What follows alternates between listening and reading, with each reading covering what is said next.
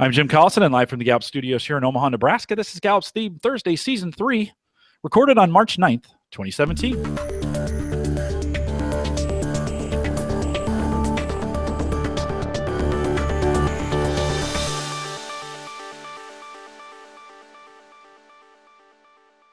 Theme Thursday is a Gallup webcast series that dives deep into the CliftonStrengths themes, one theme at a time. And today's theme is discipline. If you have questions, comments, or contributions during this webcast, we do have a live chat room. It's available for you right below the main video window down there. If you are joining us live, we'd love to have you log in. Bottom left-hand corner is a login button. Choose that. Choose the guest account. You don't need to create an account. Just choose the guest account. Where it says guest, take out guest to put your name in there. You can take out the numbers as well. Hit submit.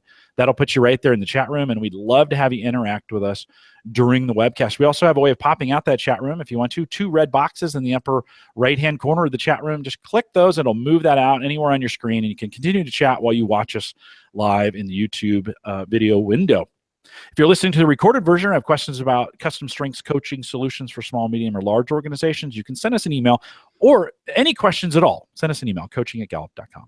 Don't forget to visit the Gallup Strengths Center, actually a brand new front page on the Gallup Strengths Center. It's at gallupstrengthscenter.com. For all your CliftonStrengths coaching resources and training needs, you can also catch the video and now streaming an offline video and audio for you available, as well as a whole redesigned resource page. So if you go out there, we have a brand new webcast called Builder Talent Tuesday that Micah and I are doing around the Builder Profile 10 series, and we'd love to have you come join or get subscribed to that. That's now in the resources tab. So go to coaching.gallup.com and look on the resources tab. It's all available for you out there. Micah Librett is our host today. She's my favorite learning and development consultant. I think workplace, I got to change that in the script. Micah, our workplace consultant here. Well, I wish she was on the riverfront. Micah, welcome to Theme Thursday. Thanks, Jim. Great to be here. I'm so excited to get to talk about discipline. It's a pretty rare theme, and I think it's certainly one that, gosh, I just love. I love it. I admire it. I wish I had pieces of it, but I've got great partners who do. So it's a fantastic opportunity to get to understand what this looks like through the lens of leadership. Yeah, no, great. We've got a companion guide for folks to download. A lot of great information for it. If you haven't done that and you're listening to the recorded version, just hit pause and go get it and come back. But Micah, as we think about discipline, let's kind of walk us through what that means. Yeah, let's start just with the definition. If you've got high discipline, your world needs to be predictable. And when it's not, no fear, you make it that way. It's about order and structure and planning. People with high discipline instinctively impose structure on their own world. They do that by setting up routines, maybe even by setting up timelines or deadlines. A couple other of the powerful sentences that I find in this definition, which by the way is at the top of the companion guide. You break long-term projects into a series of specific short-term plans and work through each of those plans diligently. So discipline is an executing theme. It really is about, I think, finding a groove that works and following it. There was a question on our Facebook page recently about what's the difference between discipline and consistency. And I think that's a super fair question. In fact, I had to sort of pause and think about it myself. Consistency is about fairness. It's about, there's some predictability in both of them, but I think the predictability of consistency comes from an external comparison of how do I want my systems to all work together, or how do I want my people to all be treated the same? And with discipline, it is more about that internal, how do I want to follow the cleanest, most orderly way of getting things done? So I think people with high discipline think about accomplishing quite a bit by doing it in the most effective way. So if you've got high discipline, think about what is maybe the leadership extension of that. If you are thinking about running your own life and you're just using discipline as an individual contributor, you probably are thinking about clear processes. Perhaps if you've got high discipline and you're a leader, you're not only thinking of those clear processes, but you're also thinking about a clear purpose. So one of the tasks that leaders or managers need to be able to do really well is help people understand where we're going. That's how you get followers. And it's hard to be a leader if you don't have followers. So I think discipline can be a really great muscle to flex in helping people truly understand in a clean, structure, organized, detailed way, what does the goal look like? So think about talking about what are we measuring? What does success look like? And don't assume that anybody else ever is going to notice the amount of detail that you are. Instead, realize that that's something within you that is true and powerful and valuable. And your eye for detail is something that if we can wrap that into your communication of what's expected, I think it creates a great runway that your followers can really take off on. I also think about a leader with high discipline being able to serve as a referee for relevance.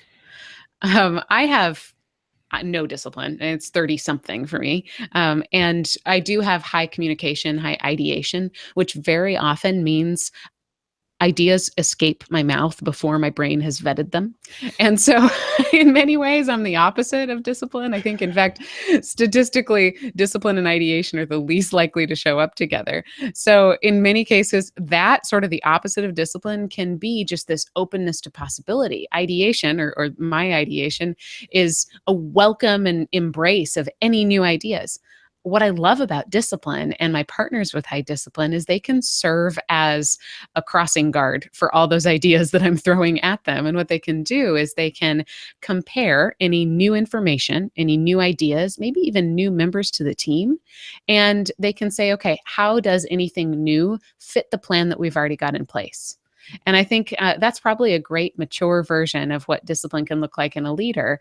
Maybe the raw state of that, or the maybe the knee jerk reaction without some investment, is just to get frustrated and say, "Gosh, Micah, you're going off the rails here." But I think discipline has a really good relationship with the rails.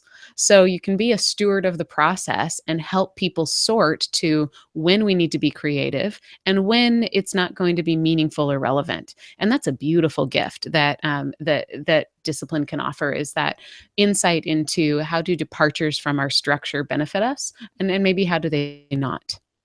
So I also think if you're coaching leaders with discipline, I would encourage them not to hesitate anytime they feel that urge to check in with people.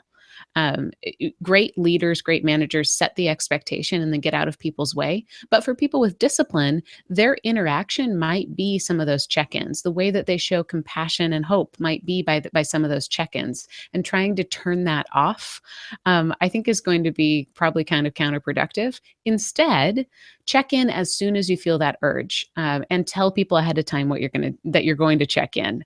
Trying to fight it isn't going to work very well. So just do it, and maybe explain the discipline before it explains you. Think about saying things like, "Hey, how can I help you?" Or "How's this structure working for you?" Or helping people talk through their process and offer that as a value that you can offer to others. I think about great ways to invest in discipline being, how can you fine tune your systems and routines to the point that you can explain them to others? You might have, if you're somebody with high discipline, and we'll get to talk to Ryan here in a moment, there might be routines and processes that exist within your world that you don't realize nobody else has. And they might work for you incredibly well. If you can work on explaining those, putting words to those, putting values to those in a way that you can teach other people about it, you offer them a different perspective. And you also offer them an olive branch on how they can work with you. And so giving others a peek into your favorite processes, your most relied upon habits and structures, it opens up those lines of communication and creates a great, I think, platform for discussion there. You can help others add order to their lives. And when we think about some of the needs of followers, we know that followers need from their leaders stability, hope, compassion, and trust. I've got just a couple ideas of how people can provide these. And by the way, if you're using this maybe as a book study or as a book series, most of these suggestions or nuggets of information around stability, trust, compassion, and hope come from the strengths-based leadership book. So you can, I nuance them a little bit to make sure that they fit what we're doing, that strategic and communication there with me. But this is a fantastic resource if you haven't picked it up already. There's each theme is categorized into these 4 areas. So a leader with discipline might build trust by leaning into their uncompromising standards, holding yourself accountable at the same sort of high level that you hold others accountable, and don't apologize for those high standards. They might also create trust by consistently meeting expectations and reminding folks when they do. If somebody is trying to adjust your schedule or adjust your process, think about taking a beat, listening to what they're saying, and perhaps even reminding them of all of the return on investment that you have expected, or the expectations that you have met. A leader with discipline might show compassion by giving words to the value of discipline and offering it to others. I'm always nervous about using the word architect as a verb because I'm not sure it's something you can do, but I'm going to use it anyway because it seemed better than build or plan. But I think people with high discipline can help architect structure for other people. It's something that I've never met somebody with discipline who wasn't excited about the thought of getting to sort of offer some advice or offer some structure consultation to other folks. You might provide stability by sharing your timelines, sharing your processes ahead of time, being really clear about those sort of internal processing and procedures that you have. And you might inspire hope by talking about the details of the future. Hope is a belief that tomorrow is going to be better than today and that you have the ability to make it that way. And discipline lives every day, crossing T's and dotting I's and noticing and engaging with detail. And I think that would make an incredible paintbrush for talking about the future. If you can talk about tomorrow and talk about the details of tomorrow, just like you can talk about today and your processes, I think it's a beautiful extension of leadership and discipline into hope. So that's my quick overview of discipline. That should have taken you through the front page of that companion guide. And I'll come back. I've got 2 quotes that I want to share with you to sort of wrap us up at the very end. But right now, without any further overture from me, I want to invite my good friend Ryan Wolf to come speak. Ryan has been with Gallup for quite some time and is one of the, I think, go-to images I have in my brain when I think about people who've added value to my life because of a specific theme and a specific strength. So thanks, Ryan. Thanks for being here. Yeah, you bet. I'm happy to be here. Thanks for having me. Ryan, could you just tell us your top 5 first and what it is you do there at Gallup? Absolutely. So my top 5 are discipline. Number 1, achiever, futuristic, activator, and harmony. And I'm the physical well-being lead at Gallup. So I help all Gallup associates live a healthier lifestyle. I really focus on well-being and how we can incorporate that into the lives of our associates. So that's really what I do. I help run our wellness program and I oversee our fitness center. So really anything that has to do with helping our associates live healthier, more fulfilling lives, that's what I'm doing. Awesome. So we're talking about discipline in the context of leadership. Do you have, what's sort of your structure like? Do you have team members who report to you directly, or what kind of a leader do you consider yourself to be? No, I'm more of a peer leader, I would say, and I guess you could say I run a team of our wellness team in our fitness center. But I think that discipline to me, it seems like it's such a it's a leadership by example type of theme. So I if I could, I think when people kind of view me as having discipline, they probably think, well, gosh, I just need to be more like him, versus me holding their hand through the process. Micah, let's not go past this point though. Ryan has lots of people that report to him that are responsible for their own physical well-being, and, Sure. and I happen to be one of those. And so in that relationship, Ryan brings that consistency and that discipline for us as we think about, and it's not just how much we work out, but what we eat and how we live and how much sleep we're getting and some of those kinds of holistic approach. So Ryan, your influence over us is, while it's maybe not a direct line when we think of that in terms of a org chart, lots of folks with dotted lines that you hold some responsibility for in making sure we're the best versions of ourselves. Hope that was a drop for your bucket, Ryan. We Hello. basically, we consider you our boss in many ways, so no pressure. Nice. Okay. Perfect. So Ryan, how does discipline show up for you in your role? Well, I just I think that anything in life that we really want. So the things in life that we really want to strive for and achieve, they just really don't happen by accident.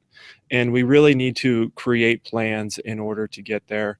And we can't just wing it and expect to be, to have great health, to have really good relationships. I think about other elements of well-being too. We can't wing our finances. We have to plan them out, and we have to work our plan. So that's kind of how I really think about discipline in my world. Is it's really all about making sure that things are planned out, they're orderly and structured, and that we have our eye on the plan. Now, in the pre-show, you told me that you thought about discipline more as stability, but what you just said is oozing with compassion. I just think about what a huge mission there is there. Mm-hmm. Yeah, right. So maybe I don't really fully understand how discipline does lead to compassion, but I get it, and I just see it more as cut and dry. But bringing in things like I have futuristic in my top 5 and harmony as well. So I definitely do want people to see a brighter future. But I want them to understand that it's not going to just happen to them, that we need to be really intentional with our well-being. That's awesome. So what kinds of things work best for you with your discipline? Are there times when you notice discipline being especially effective? Yeah, definitely. So I talked about leading the wellness program, the wellness team, and so each and every month we have new challenges that we set up internally, and then we push them out to our to all of our associates, and they can complete the challenges and get points and prizes for completion. And I love leading that team, and also there's people outside of the team who I lean on as well for ideas, and tapping into my ideation is just totally exhausting. So it's not my strength, but I can definitely rely on others, and then maybe get some show some compassion by saying, hey, I have a friend named Brian. Hey, Brian, I really need, I'd love some ideas, or bounce some ideas off of you and let me know what you think. And then we can take these kind of wellness and well-being concepts and gallopize them, make them more, more relevant to who we're trying to target. So yeah, I just that's one that pops out of me. It's I love taking in ideas and building them into a structure or into the structure that we already have set up. That's very cool because it could look like creativity. If sometimes people see low ideation and they think, well, I can't create anything. But what you just said there is I love taking those nuggets or those thoughts or those ideas and then building them. Mm-hmm. Think about Brian or maybe any other great partner that you work with. How do they honor your discipline? What does that collaboration look like when it's best for you? Yeah, how do they honor my discipline? Well, I think they just understand that that's the type of person I am. So we're not going to kind of haphazardly set up some sort of a program or a mission. It's really got to be part of the bigger picture, and we have to make it relevant and organized. They understand that gosh, it would be fun to maybe send out an email to the whole company and say, hey, let's do this today. But we vet things out much further in advance. We put a lot more thought to it, and we're not going to spontaneously activate on things that pop into our head. But Ryan, how do you reconcile that a little bit? And we're getting this question from the chat room. You've got activator as well. Mm-hmm. And so activator discipline, in that scenario, how does that play out, and how does that come to work for you?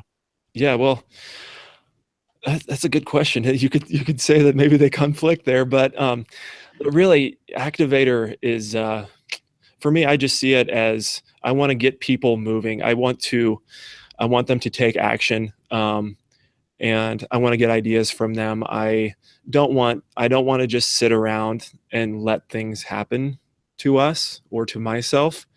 So I'm not going to be satisfied when we're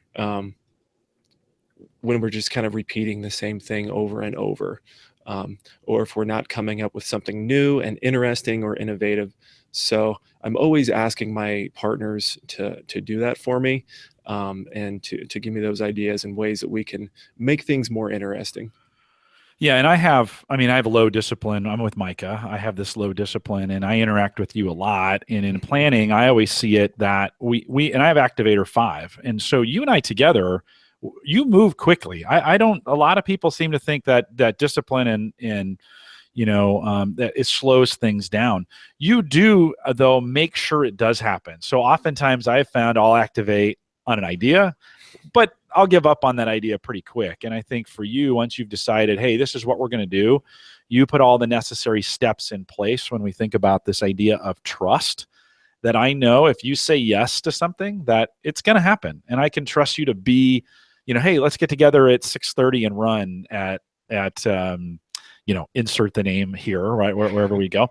And I know that if I show up at 6:30, you're going to be there. And I can't say that for all my running friends, right, that we've gotten together with. And so I think for you, you're willing to move on things, but you do make sure you do what you say, and you're very consistent. And as a leader, I think that's really, really important, especially in the role you're in, that, we've all had these folks that we know who say, oh, yeah, I'll be there. And then at the last minute, they dive or they ditch or whatever to move on to something else.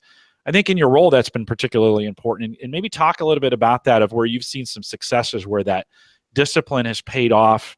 Maybe as we think about numbers of people who've shown up to events, or the consistency of the numbers we've had at Trek Up the Tower, or stuff like that. Ryan, can you give some examples where you've really been able to use that discipline to keep our numbers solid on some of those events? Yeah.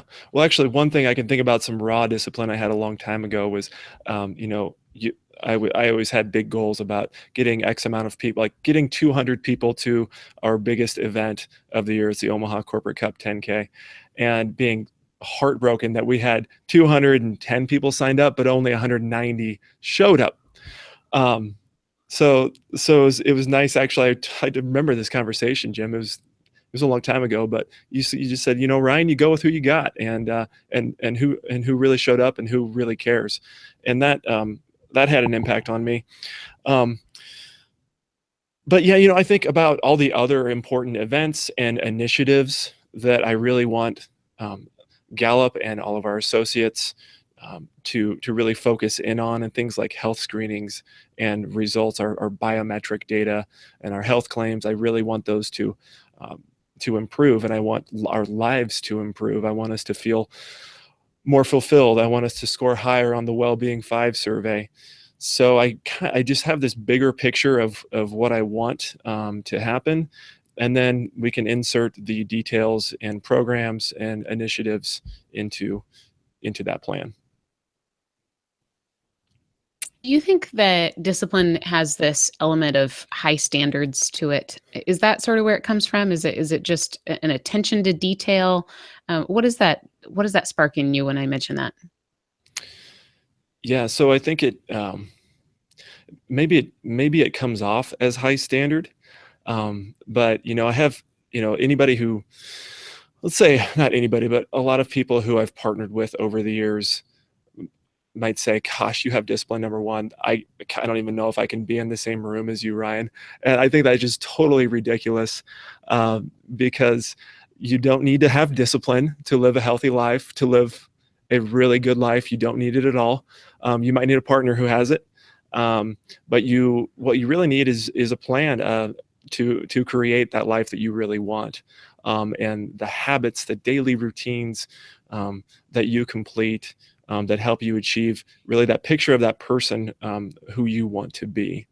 So it might come off as high standard or highbrow, but it definitely is not. It's really, it's just part of it's an executing theme. It's how we get things done. It's how I do it. And I understand that there's a whole lot of other themes and ways that people get things done. So it's just one of the 34. Ryan, when we work in this area of fitness, sometimes emotions can get very high. I think about on the basketball court, or I think about even some running events we've done, or we're getting people together to be competitive in the Oktoberfest run or the pump and run that we do, right? We do all these events. It's really, really cool. can you talk a little bit about your adding harmony to discipline? Because I think you have this unique ability to kind of keep the atmosphere calm and yet competitive. And as we think of that area of compassion, the needs of the follower, I think you bring a tremendous amount of compassion for those who both are the fastest or the strongest, and those who are maybe not. When we think about that, can you talk about how you use those two together? Yeah. Harmony, I really do want people to get along. I want things to go great. I want people to leave with a positive attitude. I want them to enjoy what they're doing in the moment. So I think, when there's times of high stress or there's conflict, it definitely rises to the top for me. Probably because I have this idea of how this event or this program is going to work, and it's not going to work when people are mad at each other, or they get overly competitive, or just don't see others' feelings. So I think I do pair them together in a moment like that. What do you do when things are in conflict, when you're having those moments with individuals where maybe one person has gone out of bounds, so to speak? How have you handled that? And because that would sometimes with discipline and harmony, that would appear to be a conflict of like, hey, I'm just going to tell these people what to do, versus I need to be kind of, diplomatic about this. I don't want to push them away. How have you grown in that area? I've kind of, in the 10 years I've been training with you, I've kind of seen you grow, but how have you grown in that area? Well, I think I'm quick to make sure I don't call anybody out, and I give them, I save face for people, and really use the right time to have that conversation with a person or a team. It can happen, if you, it's not just one person. Sometimes it's a whole group of people. So also, if you could recognize who that pathfinder is in that team, and lean on them and get into their ear, you're just so much better off having that conversation versus trying to go directly to the source. And that actually can save face even more. So then I don't have to have that conversation. It can be somebody, if I don't know that person very well, it can be the leader. Very, very much likely they've had that conversation already. So it's a reminder, and then it's done. No, that's some great advice. Judy in the chat room had been asking, how do you specifically work with people with low discipline? And she calls me out, like Jim, to get them to achieve their goals. I think a little bit of what you just said is in that too. But as you're working with individuals in the area of fitness, and this can be a manager role, right? Us achieving our fitness goals are no different in a lot of ways than us achieving our production goals. And so, Ryan, when you're dealing with folks who have low discipline but want to, and you can just insert me there because this is my story all the time, right? How do you approach that using any in the top 5, especially discipline? Mm-hmm. Yeah. Well, I think we do need to have a plan. So even though you might not have discipline, we can still write out a plan. We can handwrite it. We can put it on computer. We can put it in our mind. But we need to have a common goal, or you need to know what the preferred outcome is, and we need to have kind of a pathway to get there.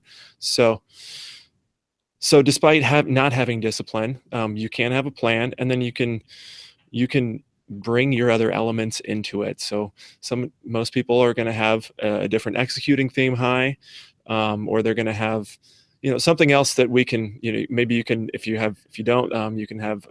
going to have a relationship theme high where you can bring others along, or they can bring you along the way. So I would just lean on those executing themes that that can get you there. Yeah. Well, and Ryan, I know for me, I need to keep it simple and maybe 1 or 2 things in mind when we're doing things. Hey, let's just keep these 1 or 2 things out in front of us, and that we might rev a little more quickly with those kinds of things as we're doing them. Where I'm sure for others, you've had to build, or they want complex plans. Like, we're going to do this and we're going to do this and we're going to do that. And again, your discipline can keep us all consistent across it. Again, when we think about the stability part of the needs of followers, for each one of those, you're able to kind of build those plans, keeping us all kind of in line. And so you probably check up with us all a little bit different, right? I'm sure you have some folks you check up with regularly and others that you check up every so often. Can you talk a little bit about that? Yeah, absolutely. I think that's an important part, of leadership, is really understanding how much a person wants you to reach out and help. Um, sometimes it's really frequently, and people really need that. Um, and leaders don't always have time for that. So I think it's okay to play to their need for frequent check-ins. But as you're doing that, as you're having those frequent check-ins, you can weave into the conversation, hey, maybe we can extend. You don't have to say this, but extend the length of duties that you're putting them up to. And so if you told somebody, hey, do this, and on Friday in 1 week I'll check up with you, we can extend that timeline. For those who don't like the frequent check-ins, that's certainly okay. Maybe they feel like it's like you're being big brother. So that's probably where the compassion comes in. Hey, I'm not trying to micromanage you. I just am interested in what you're doing, and I'd love to hear about any stories you've got, if you have any records that you've set personally. So I'm just really not here to check on you. I just want to know how it's going.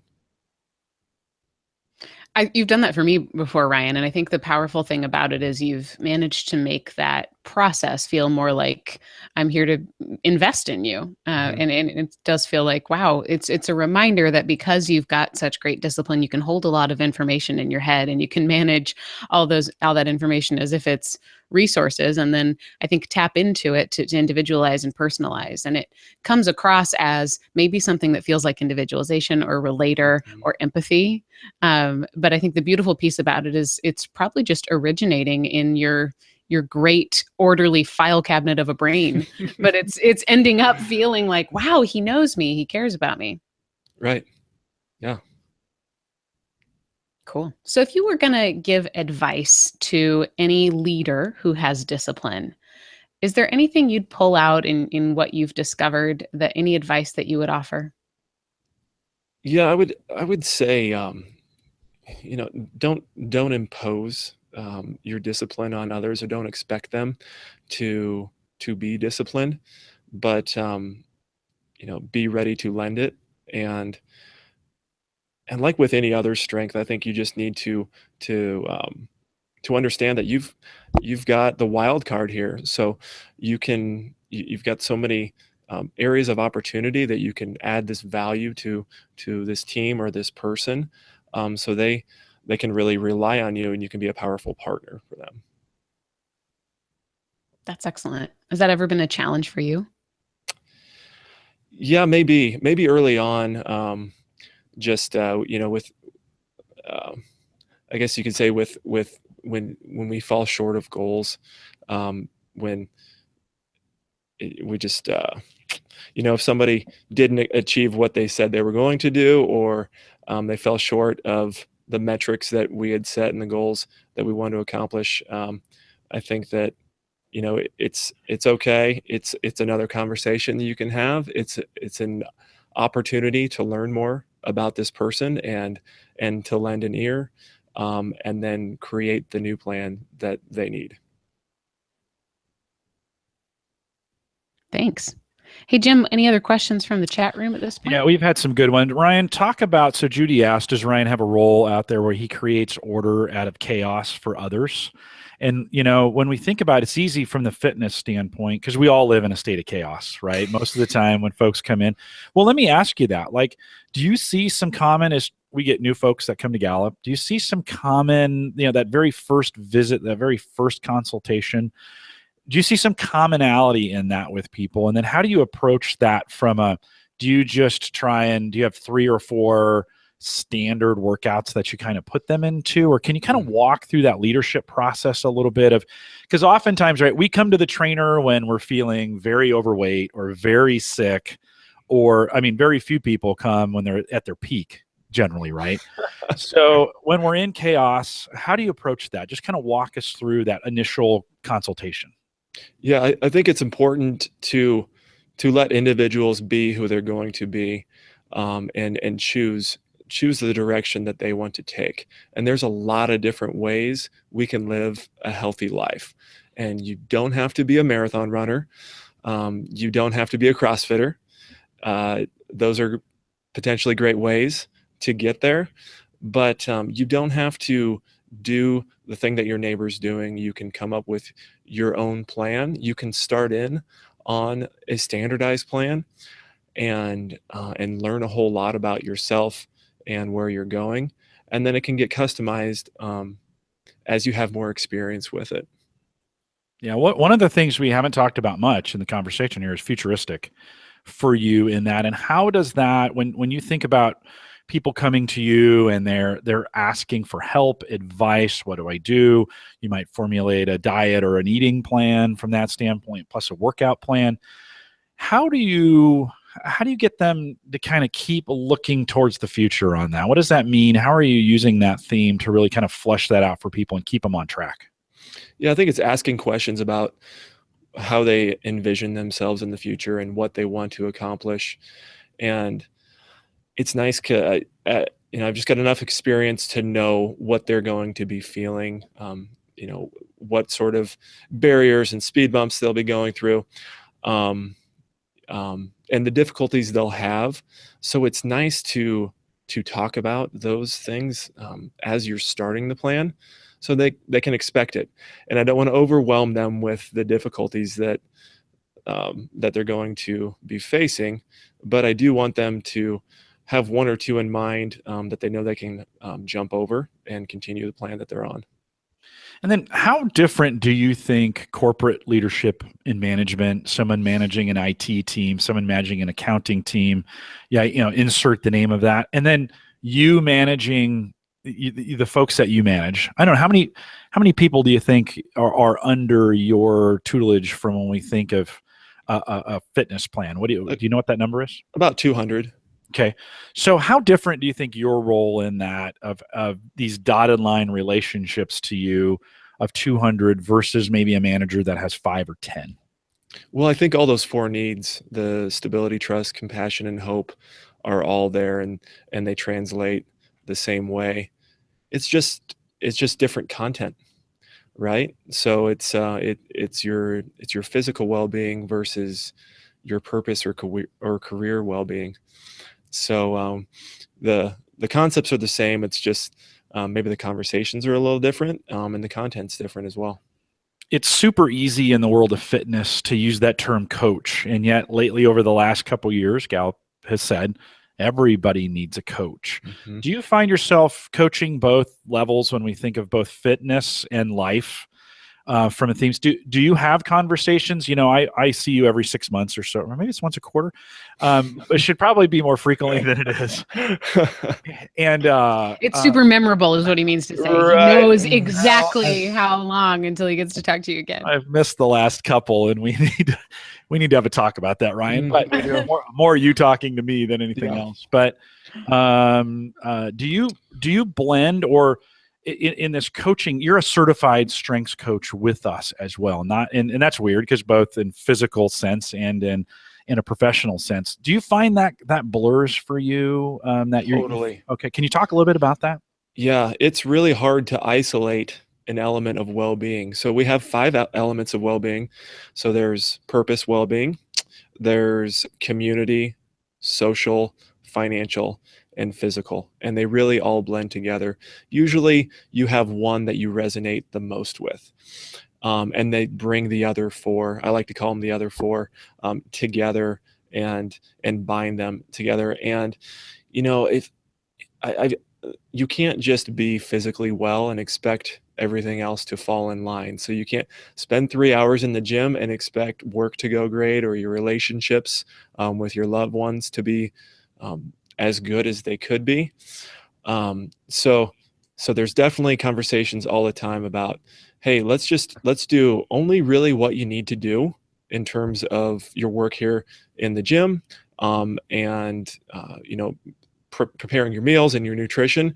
Don't dive too deep, because there's other elements that we need as well. Social is a huge one. Social well-being. We have so much influence on each other. So I encourage everybody to think about who their social hero is, or who's their social, their role model, and what are they doing, or it could be their physical role model too. And how can you create more of a friendship with that person? How can you share ideas? How can you share results and goals together? So we're working on the same type of goal together. Ryan, one of the things I've appreciated about you the most when we've done and I've been seeing you for about 8 or 9 years now in this, and it's great to have that long-term relationship with you, but you never try to coach me and tell me what to do. You've always asked me, so what do you think? Like, we get in there, we do some measurements, you ask me how I feel, we do blood pressure, we checked how loose we are as far, what do you call that when you're flexibility. Adaptability. I could not find the word flexibility. And then as I'm getting the test, I'm standing on the Stairmaster and you're checking the pulse to see how I recover. You'll say, so what are we going to do? And I've always appreciated that, because I think sometimes we think as a coach it's all about telling people, like, you're going to look at my numbers and then somehow tell me what I should be doing. And I've always appreciated your style of asking me, what do you think? As you've used that technique, I'm sure it's not just me that you use that with, but as you use that technique, what kind of benefits have you seen in giving those folks that you're working with the option to speak first, so to speak, to work through those? What are some of the benefits that you've seen in that kind of method? Mm-hmm. Yeah, it's similar to the certified strengths coach training, right? So it's really about asking questions and learning. When you ask an open-ended question to somebody, the world really does. Their world opens up to you. So then. When you have some information from that individual, then you can start putting some plans into place, but not until you really understand how fast this person can go, at what intensity level, how frequently they can activate to get there. So there's a lot of different elements that you need to learn about an individual before you can really give them a plan, and that's a physical plan, a career plan, a financial plan. Yeah, I always like, because you asked me, okay, what are we going to do? And I'll say a few things. You're writing them down, which is awesome. And then I get this nice note afterwards. Okay, Jim, here is what we talked about, and here, and you'll make a few suggestions, but we've been working together so long now that you kind of know. You've got this great relationship. Hey, can I do it? You'll talk me off the ledge sometimes. And there's been some times you've said, hey, no, I don't want you to do those things. I think that's too much. Or I think that's not realistic. Or I think, you've been very kind to me in the way you've said it. But I think too, do you also, is there sometimes protecting people from themselves as well? Do you find, because we want to come and we want results today, right? A lot of people I want to lose these 15 pounds today. How do you, as you're approaching, it's more of saying, it's more than just saying slow down, but how do you approach that when really you have to protect people from themselves? Mm-hmm. Yeah, I remind them of the other 4 elements. That if we just focus 100% of our attention on physical well-being, we're not going to do great work. We're not going to have great relationships with our loved ones. Other things will, just not be so good. So yeah, if somebody's going off the deep end, it's there's ways that we can just, there's just a lot of different ways you can hone it in and really, there's more questions that you can ask to gain new perspectives. So yeah, I think there's just a lot of different ways that we can do that and recognize it before it gets out of hand. So I think that's important, or as it is getting out of hand, really step in and show that compassion to that person. Yeah. Well, Ryan, I've appreciated your discipline in that when I started at Gallup, I was a lot heavier than I am today, in that you've worked with me and encouraged me to kind of step into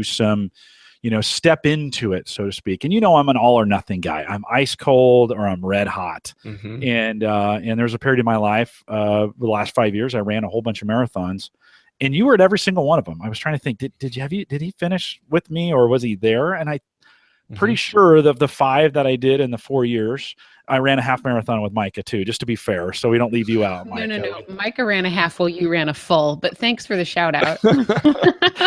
That is true. I remember waving to you, but Yep. Ryan, your discipline, as we bring this kind of back into discipline and discipline and bring it in for a landing, your discipline, I think, made sure that you were there for each one of those, and that's just what you do. And you were there as I finished, and how you feeling, and how did it go, and some of those kinds of things. And that discipline, as for me, again, as we think about those 4 needs, that compassion for what I was doing was really, really important. And I think in the coaching world, that it's really important, and maybe not just as a coach, but as a friend, to be there in those moments, right, as people finish these very significant things. And so, Ryan, for us, I think Micah and I have something to learn from that, is that those things matter, but that. And so folks with discipline will be there. If they say they're going to be there, they will show up. So Ryan, thanks for the work that you've done, and for all the work that you do for us on behalf of Gallup.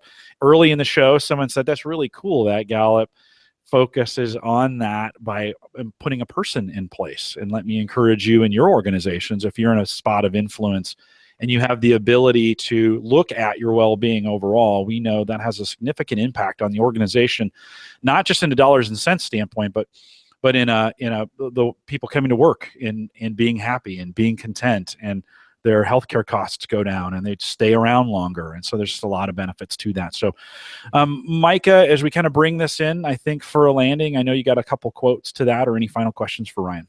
Sure. I just want to thank Ryan for being willing to let us sort of saturate our assumptions of discipline and then squeeze them out. And I think that as we were ringing out discipline, I heard so much about how you relate to other people and how you live out your mission through that discipline. And it just made me realize that when people want to invest in discipline, it's just a question of identifying the target and then forming a process that will help you get there. And if you do it right, it looks like love, it looks like compassion, it looks like the ability to develop and understand others, and to squeeze all of that out of kind of a hard charging black and white executing theme takes great understanding and great reflection, which I know you've done. So thanks for being our poster child today, but also for just being a real great steward of strengths. Yeah, absolutely.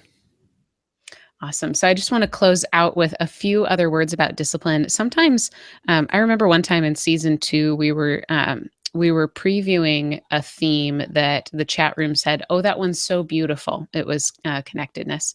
And I remember thinking, wait, they're all beautiful. We just need to be able to see them that way. So here is an example of how I see beauty and discipline. It's a quote from Igor Stravinsky.